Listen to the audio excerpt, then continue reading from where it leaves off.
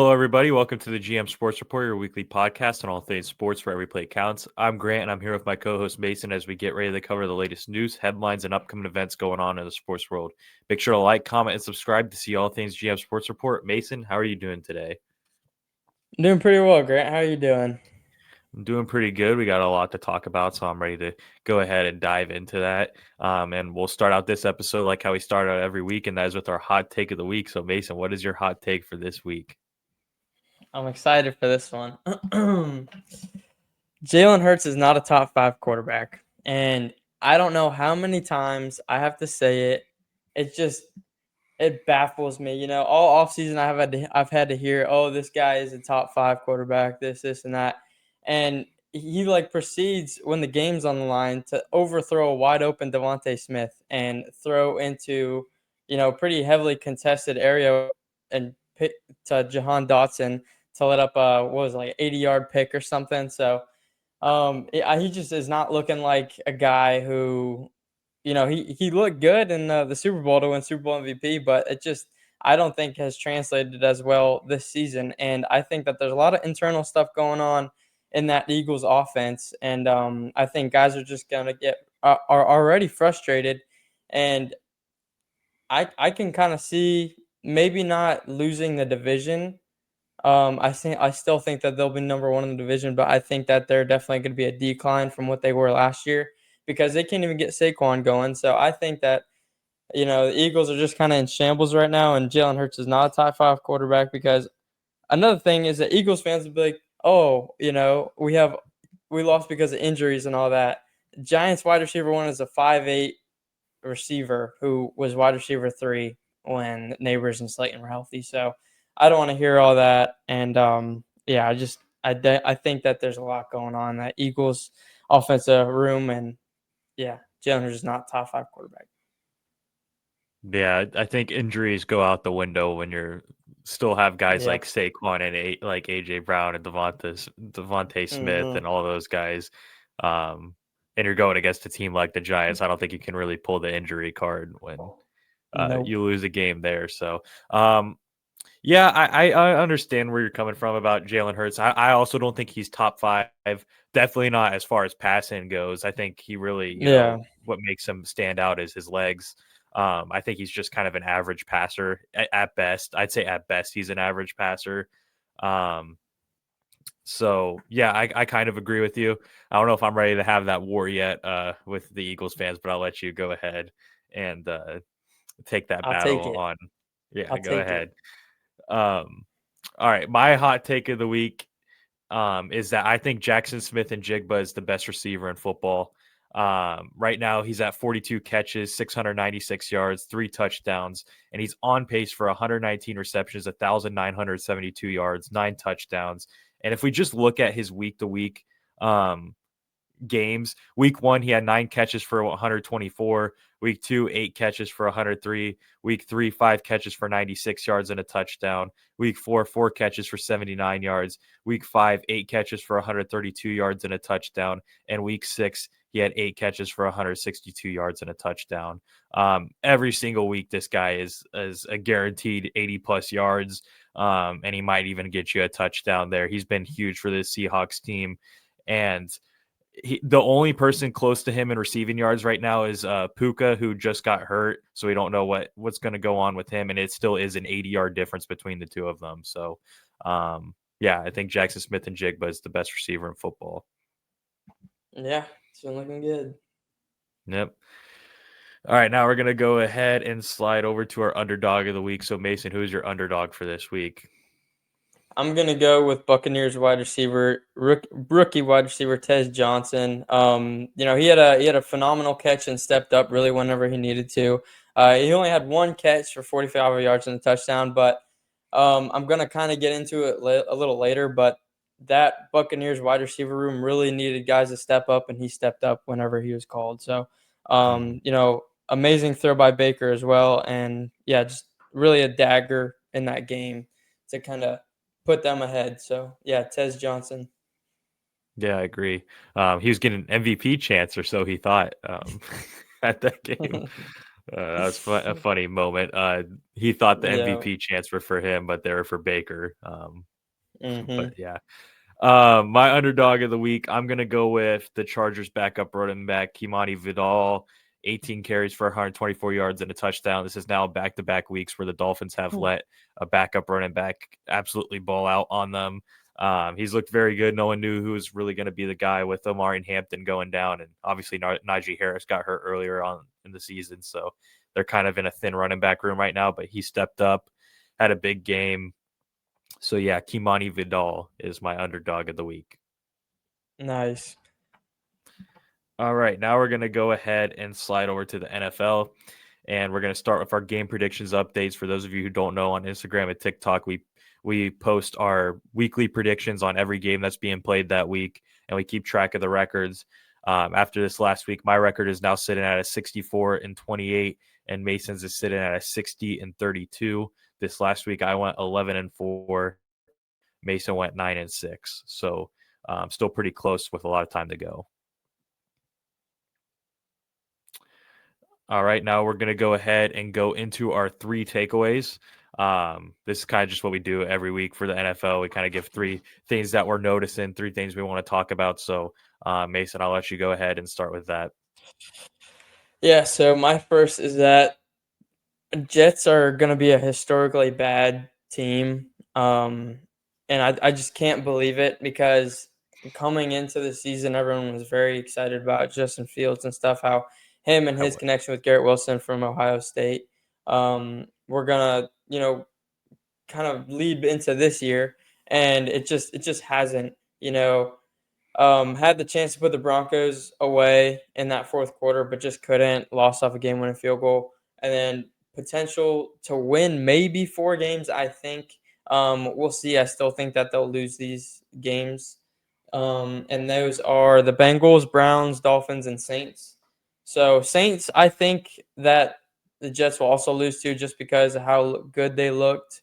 Just against kind of good teams this year. So they look good against the Bills. They look good against the Patriots, and yeah, they just haven't been able to get wins in the win column. And then kind of segueing that Patriots game, Drake May is putting up insane numbers this season, averaging over 250 yards per game as well as 10 touchdowns in the air, and has 3 weeks in a row now where he is over a 100 passer rating.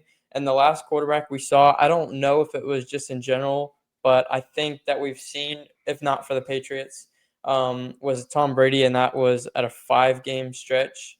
um, it's just been insane, and I think that I really think that the Patriots got their guy with Drake May, and I'm sure all of those fans are very excited. And then my last one is Baker Mayfield is just he's just insane. Week in week out, he comes up and puts up these just drives where whenever you need him, you can rely on him. It was 3rd and 14. He says, "All right, no one's open. I'll just do it myself." We've seen this time and time again.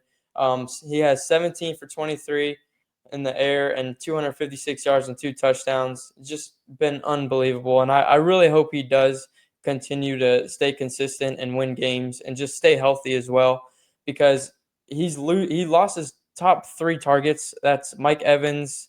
Well, actually 4, I guess. Mike Evans, Chris Godwin, Bucky Irving, and Emeka Egbuka. So he's really in a depleted wide receiver room and just offensive in general. I mean, you got Rashad White, but that's really about it. So yeah, just huge shout out to Baker Mayfield and that Bucks team because they're really looking like the best team in the league right now, I think. Yeah, I agree with you on all 3 of those. Real quick, I just want to throw it out there. I was never high on the Jets offense coming into this year. I actually said Yeah. on the first week of football episode, I said that I thought the Jets would have one of the worst offenses in the league. So um, I'm glad to see everyone else is coming around to that opinion now. All right, and now I'll go into my 3 takeaways. Kind of piggybacking off of your 3rd takeaway. I was a year late on my Baker Mayfield dark horse MVP hot take. For those of you who don't know, last NFL season, on our first ever episode of this show, I went out and said that I thought Baker Mayfield would be the dark horse MVP. And I was kind of right. I was just a year behind, or actually a year too early, I should say, a year too early. Mm-hmm. Um, because now he actually is looking like a dark horse MVP. Actually, I don't even know if it's much of a dark horse anymore. Not even It dark might just be a horse. straight No. MVP candidate. So, Yeah. um, I mean, he's number one right now. yeah, so Baker Mayfield, in my opinion, the MVP right now. So that's my first takeaway, and it's piggybacking off of what you said. I mean, this dude's offense is depleted around him, and he's finding ways to win ball games. And Yep. you just like look at that play where what was it, 3rd and 14 in the fourth quarter, Yeah. and they didn't have a single receiver out on the field, and he just went down and found a way to get that first down, took on like the whole defense practically. So that's just a winning quarterback and a valuable quarterback, which makes me believe he's the MVP right Mm-hmm. now. My second takeaway is more of an open-ended question that I would like you to answer as well. Is it time to panic on the Bills or Eagles after they both lose their second straight week? So I think it's kind of more time to panic about the Eagles more than the Bills because the Eagles have the guys. No one's hurt. No one big is hurt. I should say that.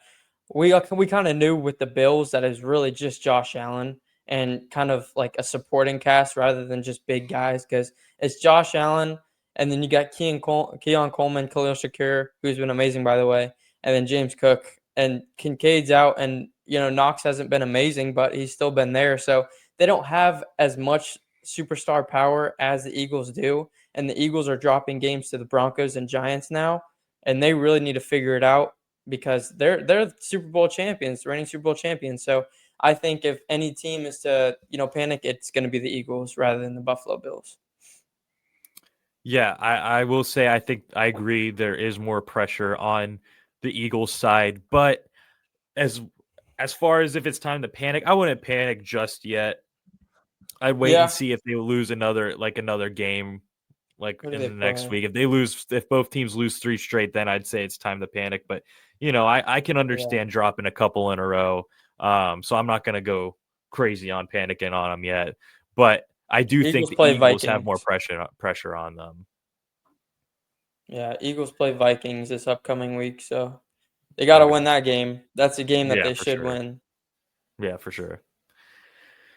All right, and my third and final takeaway is that I think the Chicago Bears are starting to look like a legit team. They have now won 3 straight games. Their offense seems to be rolling. They elevated Jake Moody for last night's game, and he had some pretty big field goals that and a game winner at the end of it. So I think they're starting to roll, and I think that I feel happy to see the people of Chicago being happy with that after a brutal loss to the Milwaukee Brewers. So give the Cubs fans some hope out there with the Bears being good. But yeah, I actually do really like this Bears team. DeAndre Swift had a great game last night. Yep. DJ Moore, but I believe DJ Moore got hurt. I didn't watch the game, but I think I saw Mhm. something saying he had to go to the hospital or something. So hopefully he's all right. It was crazy because I was watching. I didn't see too much about that. Again, I wasn't completely locked in because I was watching another game as well. That was the Bills Falcons game, which was another surprise. The Falcons looked very well. Drake London had a phenomenal game as well as Bijan Robinson. But yeah, Chicago is looking good, and yeah, I was surprised DJ Moore got hurt as well. I feel like I didn't hear as much as he should have. Yeah. So we'll see what the Bears have in their future. Pretty impressive win against the Commanders on Monday Night Football. So that's my third Mm-hmm. takeaway, and those are my 3 takeaways. Nice. All right, now we're going to go ahead and slide over to the MLB. The ALCS and the NLCS are in action right now. 2 games have already been played for the ALCS. Seattle leads 2-0 in that series, stealing 2 on the road. And in the NLCS, the Dodgers are now up 1-0 on the Brewers. So, Mason, with that being said, who are your predictions to win these 2 series, and who is going to be playing in the World Series? I think it will be Seattle against the Dodgers. Um, Seattle, they're up 2-0 on the Blue Jays, and last night, they just won 10-3. They just put a whooping on on the Blue Jays, and they're looking very good. So, and the Dodgers, like we said, come before coming into the postseason, despite what their regular season looks like, they're gonna turn it on in the postseason. They've done exactly that, and I can really see them. I think that the Brewers will put up a little bit more of a fight. Was it tonight? But I do think that ultimately the Dodgers will win, and they'll be playing Seattle in the World Series. Yeah, so coming into the series, even before the 2-0 deficit, I had the Mariners winning this series. I know a lot of people had Blue Jays coming into this series. I was not one of them. There's no hiding it. I've been very high on this Seattle team. I feel like I talk about them every single week, even during the MLB season. I felt like I was talking about them every single week. I just love their team. I love how it's built. I think it's such a good playoff built team. You got contact guys, you got power guys, you got speed guys, you got good pitching, you have Pitching. good bullpen arms. Yeah. It's all just clicking for them. And I don't know if they'll be able to win the World Series if they make it in there, but it will Yeah. be special to see them make it if they go over this Blue Jays team, who was the heavy favorite coming into this series. So to see them steal two on the road, that's pretty impressive. And Hmm. then as far as the NLCS goes, I'm hoping the Dodgers just sweep them, handle business. I don't want to see the Brewers get an ounce of happiness after watching my Cubbies lose to them. And not only watching my Cubs lose to them, watch them be disrespected post game by the Brewers, them holding the L flag. Like, are we your World Series? Sorry, I'm getting off track here. Save Like it for I'm Cubs seeing Sports them still Report. talking about us 5 hours before first pitch for the NLCS. I mean, act like you've been there before, okay? I know you've never won a World Series in your franchise history before, but maybe you should start Hey, buddy, learning how save to it for win. Cubs Sports Report. Okay, Save it for okay, Cubs okay, Sports okay, okay. Report, buddy. Um, Sorry, I was getting off topic there. I think the Dodgers will win the series, and I think it'll be Dodgers versus Okay. Mariners in the World Series. Oh, Um, that's funny. Yeah, I okay. agree. So now we're gonna go ahead and give our playoff MVP so far. This doesn't have to be, anyone, just someone we think that has been really good in these playoffs and deserves to be shouted out. So Mason, I'll let you go ahead.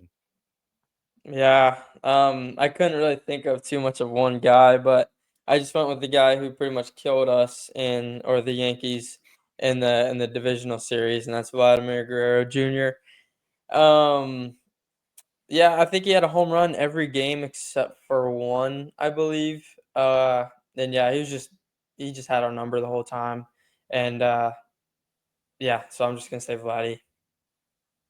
Yeah, Vlad definitely a good pick. He was off to an amazing start, but so far in this Seattle series, I don't think he has a hit Yeah, yet. So he's gonna have to start heating up again. But he is a good pick Yankee for merchant. playoff MVP. Yeah, just because of how good he did against the Yankees. For my MVP, I kind of got two guys I want to shout out.